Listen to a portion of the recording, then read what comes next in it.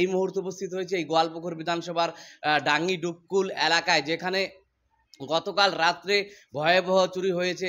জানা যায় নগদ 50,000-এর উপরে টাকা এবং বেশ করে 3-4 ভরি সোনা, সেইগুলো চোর লুটপাট করে নিয়ে গেছে এবং গোটা আলমারি খাট তছনছ করে রেখে গিয়েছে এবং তারই এক্সক্লুসিভ চিত্র আপনারা দেখতে পাচ্ছেন নর্থ বেঙ্গল টিভির পর্দায়। ক্যামেরা পার্সনকে বলবো সেই চিত্র একবার দেখানোর জন্য।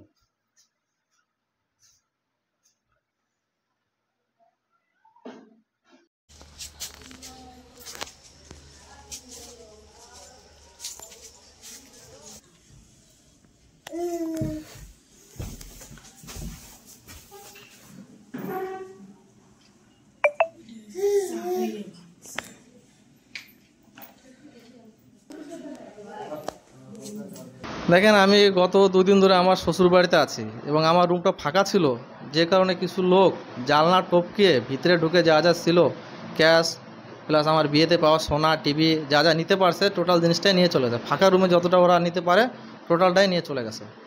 আপনি কদিন ধরে বাইরে ছিলেন? বাড়ি আমি জাস্ট 2 দিন গেছি, একটা প্রোগ্রামে গেছিলাম শ্বশুর বাড়িতে। আজকে আমার বাড়িতে ফেরার কথা ছিল, বাট দুর্ভাগ্যবশত আসতে পারেনি, ওই জন্য অসুবিধা হয়ে গেছে।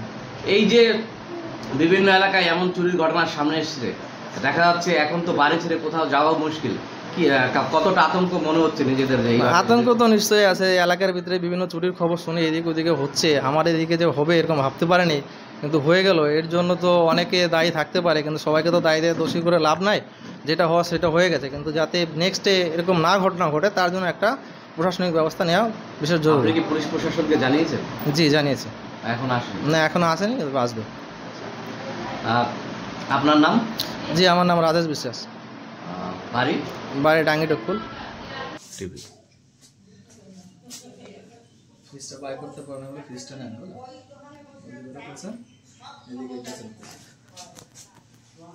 এটা হচ্ছে মেইন ফিসটা, যেটা খুঁজছে এটা দেখা যাচ্ছে 4 এটারে। আচ্ছা,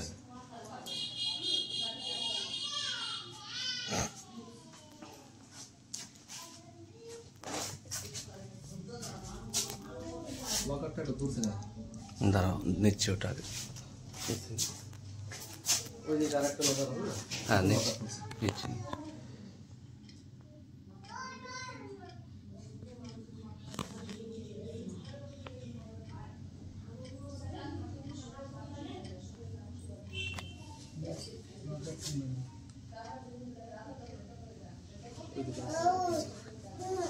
দিলাম, পারা দিলাম। আমি ঝাড়বো, ঝাড়তেছি না যে ওইদিকে মেইন লকার আরেকটা হলো।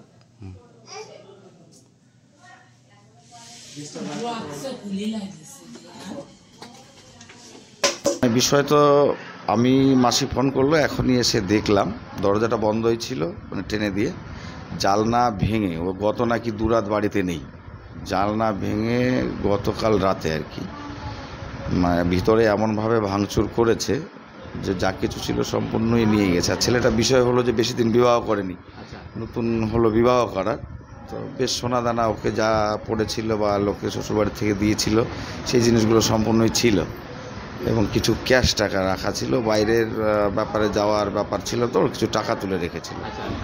এমনি জামা কাপড় তেমন কিছু নেয়নি, সব ঝেড়ে ফেড়ে আলমারিগুলো ভেঙে ওখান থেকে সোনাদানা যেটুকু পেয়েছে আর মূল্যবান সম্প্রদায়গুলো আর টিভি ছিল একটা বড়, এগুলো নিয়ে গেছে। তো আমরা থানার সঙ্গে যোগাযোগ করেছি রাজেনবাবুর সঙ্গে, রাজেনবাবু আসতে চেয়েছে এবং আমাদের থানাতে লিখিত কমপ্লেনও করতে বলেছে। তো সাহেব আসবেন এবং আমরা লিখিত কমপ্লেন করব, চেষ্টা করব, দেখি ধরার প্রশাসনের মাধ্যমে চেষ্টা করব যদি সম্ভব হয়। বলছি, গোয়ালপুকুরে দেখা যাচ্ছে ইদানিং প্রত্যেকটা জায়গায় চুরির ঘটনা বেড়ে গেছে, একজন জনপ্রতিনিধি হিসেবে কি বলবেন?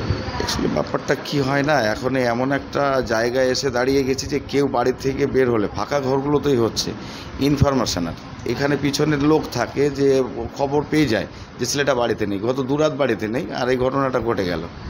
তাহলে অবশ্যই আমরা বলবো কি, এই যে কিছু লোক আমাদের এখানে চলাফেরা করে তারা লক্ষ্য রাখে শুধু কে কোথায় বাড়ি থেকে বের হয়ে গেল, ঠিক সেই জায়গাগুলোতে ওরা এইভাবে বারে বারে অ্যাটাক করছে। পুলিশ প্রশাসনকে কি অনুরোধ করবেন? না, এর গততেও কয়েকটা যেমন কেস পাঞ্জিপাড়াতে ঘটলো, ওই ব্যাপারটা আমি ছিলাম ওখানে, জানি। তো প্রশাসনের তরফ থেকে আমাদের প্রচুর সহযোগিতা করে এবং মাননীয় আইসি সাহেব নিমচন্দ ভুটিয়া উনিও আমাদের এই ব্যাপারগুলোতে প্রচণ্ড লক্ষ্য দেয়। কয়েকটা কেস তো আমরা উদ্ধারও করেছি। আপনার নাম? আমার নাম নর্তম মণ্ডল, PS মেম্বার।